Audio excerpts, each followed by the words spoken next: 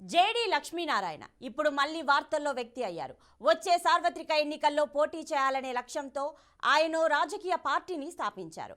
ఆ రాజకీయ పార్టీని ఎవరి ప్రోద్బలంతోనైనా స్థాపించారా, ఎవరివైనా ప్రయోజనాలు కాపాడడానికి ప్రారంభించారా అనే ప్రశ్నలు ఇప్పుడు తెలుగు ప్రజలను ఉక్కిరిబిక్కిరి చేస్తున్నాయి.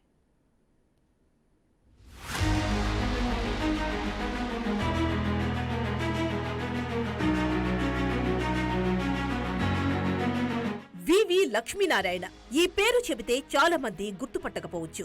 జేడీ లక్ష్మీనారాయణ ఈ పేరు మాత్రం తెలుగు ప్రజలకు చిరపరిచితం. సిబిఐ జాయింట్ డైరెక్టర్ గా ఉమ్మడి ఆంధ్రప్రదేశ్ లో వైఎస్ జగన్మోహన్ రెడ్డి, గాలి జనార్దన్ రెడ్డి వంటి హై ప్రొఫైల్ కేసులను డీల్ చేసి తెలుగు ప్రజలందరికీ గుర్తుండిపోయిన వ్యక్తి. ఆ రెండు కేసులు పరిశోధన చేస్తున్న సమయంలో ఒక సెక్షన్ ఆఫ్ పీపుల్ లో ఎంతటి మంచి అధికారిగా పేరు తెచ్చుకున్నారో అదే స్థాయిలో పక్షపాతంతో కొందరి ప్రలోభాలకు లొంగి దర్యాప్తు చేస్తున్నారనే ఆరోపణలను కూడా మరో సెక్షన్ ఆఫ్ పీపుల్ నుంచి ఎదుర్కొన్నారు. రాష్ట్ర విభజన తరువాత అకస్మాత్తుగా ఆయన తన ఐపీఎస్ ఉద్యోగానికి రాజీనామా చేసేసి ఆంధ్రప్రదేశ్ వచ్చేసి క్రియాశీల రాజకీయాల్లో రావాలనే ఆసక్తి చూపించారు. తానే సొంతంగా రాజకీయ పార్టీ పెట్టాలనే ప్రయత్నం కూడా చేసి విఫలమయ్యారు. చివరకు జనసేనలో చేరి 2019 ఎన్నికల్లో విశాఖపట్నం పార్లమెంట్ స్థానం నుంచి పోటీ చేసి ఓటమి పాలయ్యారు. ఆ తరువాత ఆ పార్టీకి రాజీనామా చేసి సేంద్రియ వ్యవసాయం, స్వచ్ఛంద సేవా కార్యక్రమాలపై దృష్టి పెట్టారు. అయితే వ్యవసాయం చేసినా, స్వచ్ఛంద సేవ చేసినా తన దారులు మాత్రం రాజకీయాల వైపు వెతుక్కుంటూనే ఉన్నారు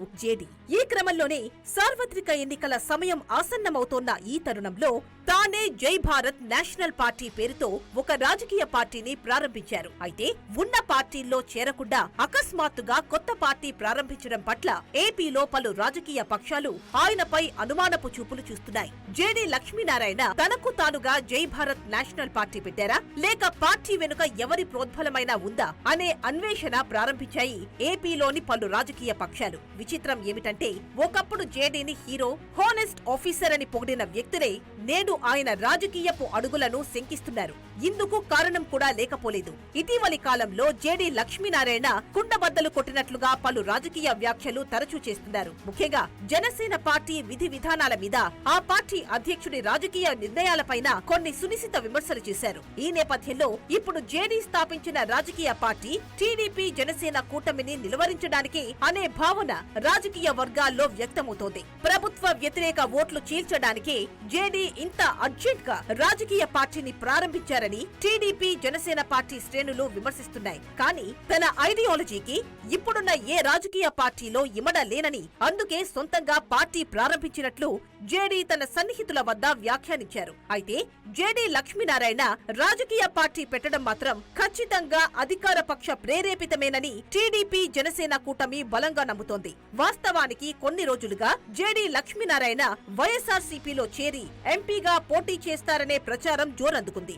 ఈ విషయాన్ని కూడా జేడీ కొట్టిపారేస్తున్నారు. అధికార వైఎస్ఆర్సీపీ అధ్యక్షుడు జగన్మోహన్ రెడ్డిపై అక్రమాస్తుల కేసు నమోదు చేసి దర్యాప్తు చేసిన వ్యక్తి ఆ పార్టీలోకి వెళతారనడం ప్రచారం మాత్రమే అంటున్నారు జేడీ అనుయాయులు. మొత్తానికి వచ్చే సంవత్సరం ప్రథమార్థంలో జరిగే సార్వత్రిక ఎన్నికలకు తన కొత్త పార్టీని ముస్తాబు చేసే పనిలో పడ్డారు జేడీ లక్ష్మీనారాయణ.